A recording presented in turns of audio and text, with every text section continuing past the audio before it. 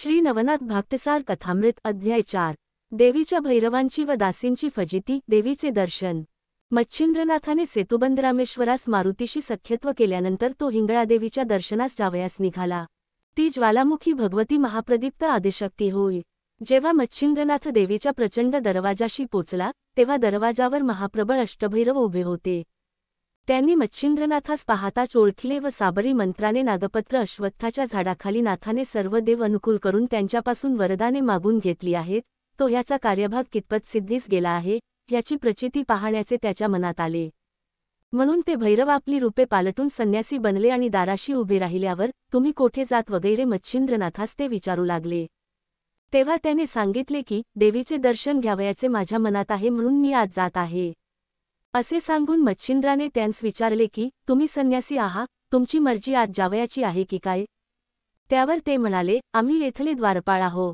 येथे दाराशी उभे राहून जे कोणी देवीच्या दर्शनास येतात त्यांच्या पापपुण्याची चौकशी करून मग जो पुण्यवान व मनापासून दर्शनाची इच्छा करणारा असेल त्यास आम्ही आज जाऊ देतो। यास्तव तुझ्या पापपुण्याचा आम्हांस झाडा देऊन मग तू आज जावे। कोणी विषयविलासाचे दुष्कृत्य जर लपवून ठेविले तर आत प्रवेश करते वेळेस तो मध्येच दारात अडकतो, कारण त्यावेळेस दार अतिशय अरुंद होते। मग खोटे बोलून अडकला आहे असे पाहताच आम्ही त्यास मागे ओढून शिक्षा करीतो। याकरिता तुमच्या हातून जी जी कर्मही झाली असतील ती सर्व सांगून येथे झडती द्यावी व मग दर्शनास जावे। अष्टभैरवांचे असे भाषण ऐकून घेऊन मच्छिंद्रनाथ म्हणाला, मी पापपुण्य काही एक जाणत नाही। माझ्याकडून आजपर्यंत जी जी कर्मही घडली ती सारी ईश्वराप्रित्यर्थ केली आहेत, तशात आम्ही पापपुण्यापासून अलिप्त आहो। हे भाषण ऐकून ते संन्यासरूपी अष्टभैरव चकित झाले व म्हणाले, जन्मास आल्यानंतर तू केलेली कामे छपवून ठेवलीस तर येथे तुझा निभाव लागावयाचा नाही, मार खाऊन परत जावे लागेल। याकरिता काही वाईट असेल ते सांगून आज जावे, म्हणजे अंबाबाई कृपा करील व तुला दर्शन देईल। अशा प्रकारचा बराच संवाद होऊन शेवटी मच्छिंद्रनाथ म्हणाला की प्राण्यांना शासन करण्याकरिता मी अवतार घेतला आहे, मजपुढे तुम्हा मशकांचा प्रताप अद्भुत आहे असे माझ्याने म्हणवेल तरी कसे? हे ऐकून अष्टभैरवास राग आला व ते त्रिशूळ, फरस, गांडीव, तरवारी, अंकुश, बर्ची, गदा, भाले, कुऱ्हाडी अशी तीव्र शस्त्रे घेऊन युद्ध करण्यास सिद्ध झाले। मच्छिंद्रनाथाने जय जय श्रीदत्त गुरुराज म्हणत हातात भस्म घेतले आणि मंत्रून म्हटले की मित्रा वरुणी देवा, माझ्या कार्यासाठी तयार रहा। अग्निनी, वरुणी, अग्नी, वायू, इंद्रादी देव, गण, गंधर्व आदी करून सर्वांनी कार्यामध्ये सहाय्य करण्यासाठी तयार रहावे। तुम्हा सर्वांना मी नमस्कार करीतो।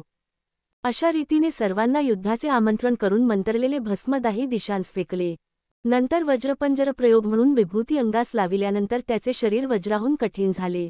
नंतर मच्छिंद्रनाथाने भैरवास सांगितले की तुम्ही आता आळस करून विलंब करू नका, युद्ध करण्यास तयार व्हा, न कराल तर तुम्हास मातापित्यांची शपथ आहे।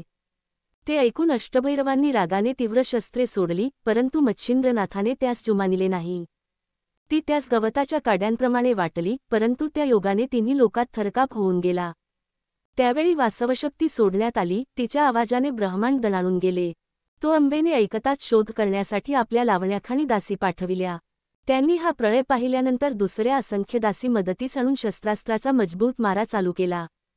परंतु मच्छिंद्रनाथाने त्या सर्वांचे निवारण केले आणि भुलविणारे मोहिनी अस्त्र कामशरामध्ये योजून प्रेरितांच त्या अस्त्राने दासीच्या देहात गुप्त संचार करून पिशाच्यासमान सर्वात भ्रमविले।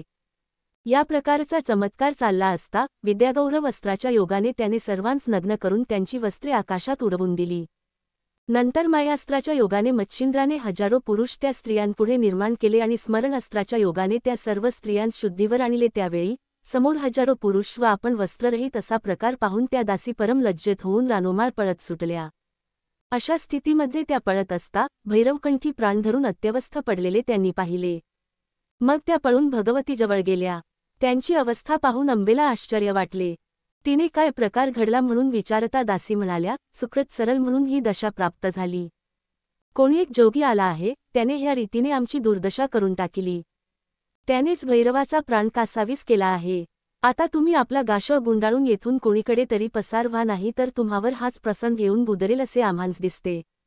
अशा प्रकारे त्या दासी कावऱ्या बावऱ्या होऊन भगवतीस सांगू लागल्या। त्या भिवून गेल्यामुळे थरथरा कापत होत्या व त्यांच्या डोळ्यांपुढे तो जोगी दिसत असल्यामुळे भयाने आला आला असा शब्द त्या करीत होत्या। हा सर्व प्रकार भवानीने ऐकून घेतल्यानंतर तिला परम आश्चर्य वाटले। मग तो कोण आहे हे ती अंतर्दृष्टीने पाहू लागली, तेव्हा मच्छिंद्रनाथ या नावाने कविनारायणाने अवतार घेतला असल्याचे तिच्या लक्षात आले. नंतर तिने सर्वास वस्त्रे दिली आणि त्यांसह अंबा मच्छिंद्रनाथाजवळ गेली. तिने अतिप्रेमाने त्यास हृदयी धरिले. तेव्हा तो जगन्मातेच्या पाया पडला. अंबेने त्यास मांडीवर बसविले व प्रताप करून दाखविल्यावर तिने त्याची तारीफ केली. शेवटी तिने त्यास भैरवांना सावध करावयास सांगितल्याबरोबर त्याने वात आकर्षणास्त्र काढून घेतले.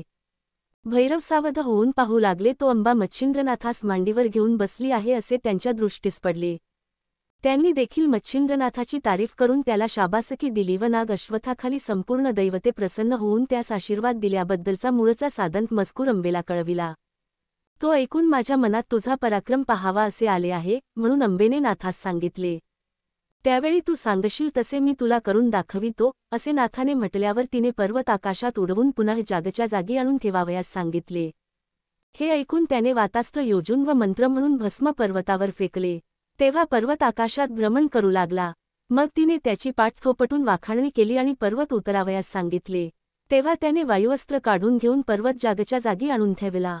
ते पाहून अंबेस संतोष वाटला. मग नाथास घेऊन अंबा आपल्या स्थानास गेली. नाथ तेथे त्रिरात्र राहिले. जातेसमयी अंबेने प्रसन्न होऊन त्यास सप्रास्त्र आणि भिन्नास्त्र अशी 2 अस्त्रे प्रसादादाखल दिली. त्यांचा स्वीकार करून मच्छिंद्रनाथ अंबेस नमस्कार करून निघाला.